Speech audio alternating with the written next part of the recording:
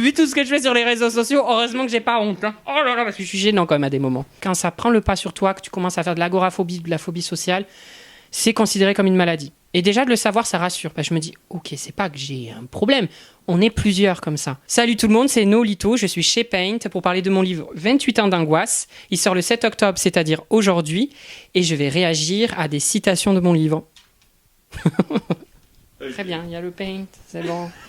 Je sais pas, je bouge tellement que... On part sur la première. À mon âge, j'ai conscience de ma sexualité et je sais que je suis gay. Je fais une petite grimace. J'ai mis énormément de temps à me trouver.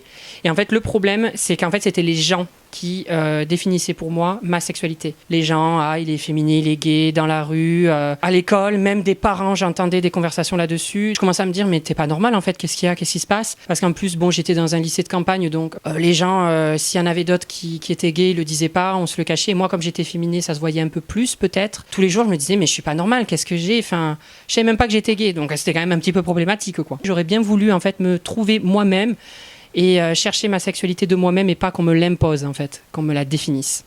La deuxième, oula c'est long là, et moi je sais pas lire. Hein. Les crises d'angoisse viennent donc de ça, de ma jeunesse, mais aussi de mon expérience de vie qui n'a pas été un long fleuve tranquille. Oh, quand je lis ça, on dirait que vraiment j'ai vécu des choses mais atroces dans ma vie, alors que pas du tout. Les crises d'angoisse viennent de tout ça, de ces petites étapes en fait tout au long de ma vie où il y a eu des gens qui se sont permis de critiquer, d'avoir un avis sur tout, à me dire que j'étais pas normale, tout ça. En fait, je commençais à me recroqueviller sur moi-même et j'ai commencé à faire des crises d'angoisse. Et puis après, je suis partie dans un gouffre de crises d'angoisse et ça s'arrêtait pas, quoi. La première crise d'angoisse, comme j'explique dans mon livre, elle est arrivée en 4e. Je savais pas que c'était une crise d'angoisse, ce que j'ai vécu. Et au lycée, en maths, je me rappelle, hein, vraiment, toute personne qui a fait une crise d'angoisse se rappelle du jour, de l'heure, de ce qu'il faisait. J'étais en maths à 8h, entre 8h et 9h, et j'ai fait une crise d'angoisse et je me suis inquiétée. Je me suis dit, mais qu'est-ce que c'est ça? J'étais sur Internet, je me suis inquiétée, et en fait, je me suis enfoncée là-dedans, à regarder sur Internet, à me dire, mais je vais jamais en sortir, en fait. N'allez pas trop sur les forums bancals, hein. Voyez plutôt votre docteur avant. Alors, allez, troisième. Ah, c'est un peu plus court, je devrais réussir à s'en bégayer.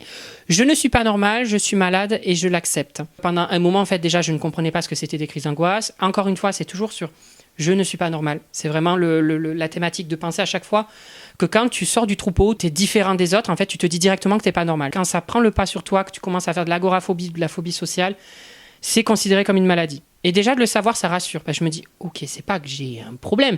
On est plusieurs comme ça. C'est pas le malheur des uns fait le bonheur des autres, mais c'est qu'on se dit on n'est pas tout seul. Et c'est rassurant. Et là, ça a été pareil. Quand j'ai su que j'étais malade et que c'était pas moi qui étais juste en train de lâcher la rampe et ravager, ça rassure et ça a fait du bien. Dans mes stories, je dis, ce matin, je vais chez la psy.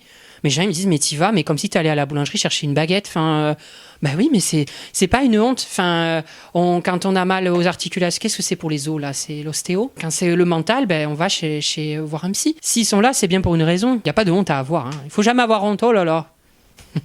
Alors, une personne angoissée ne te demandera pas de comprendre, juste d'accepter. Ça, c'est un message à faire passer pour ceux qui font pas de crise d'angoisse. C'est vraiment ça. On ne demande pas, en fait, qu'on nous prenne dans nos bras. Oui, ça va aller. Assis-toi, t'inquiète pas. Mais non, il n'y a rien de grave. C'est comme quelqu'un qui a la phobie d'un serpent, quoi. On pourra lui dire, mais non, mais il va pas te mordre, le serpent. J'ai la phobie de serpent et tu le dégages, ton serpent. Bien entendu que tu pourras me dire qu'il est très gentil, qu'il a jamais tué quelqu'un. Ça va quand même m'inquiéter. Mais dire c'est rien à quelqu'un qui est angoissé, limite tu culpabilises parce que tu te dis ouais en fait c'est rien, il a raison quoi. C'est rien du tout les crises d'angoisse. Faut pas minimiser, faut juste accepter et dire ok, tu fais ta crise d'angoisse, je suis là pour toi si t'as besoin et voilà, pas plus. Pas besoin de grand chose, hein, juste ça. Alors là, oh non, ça c'est la phrase qui m'émeut le plus. J'aime ça me j'aime. Alors ça c'est la citation je pense de tout mon livre. Pendant un moment, en fait, j'ai cru qu'il fallait chercher l'approbation ou être aimé des autres. Et la personne la plus à même et la plus sincère de t'aimer, c'est toi-même. Donc, en fait, j'ai fini par comprendre que j'aime, ça me j'aime. C'est tous les jours apprendre sur soi, se comprendre et se dire, mais regarde, ce que tu fais, c'est beau, ce que tu accomplis, c'est bien. Voilà, c'est vraiment, je pense, la phrase que j'aimerais que chaque personne à la fin de mon livre se dise à soi-même.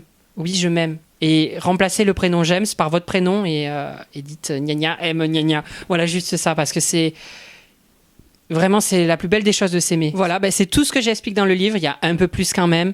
Et j'espère qu'il vous plaira et peut-être vous aidera, sait-on jamais. Comme je l'explique à chaque fois, si vous avez du mal à verbaliser, à en parler, écrivez. Vous n'êtes pas obligé de le publier, le livre, mais écrivez, ça fait toujours du bien. C'est là où j'ai le plus appris sur moi-même, c'est en écrivant ce livre.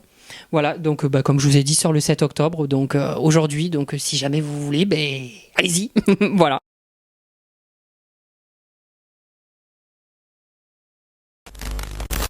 T'imagines, en fait, je vais vous avouer un truc. Je ne suis pas gay. Voilà.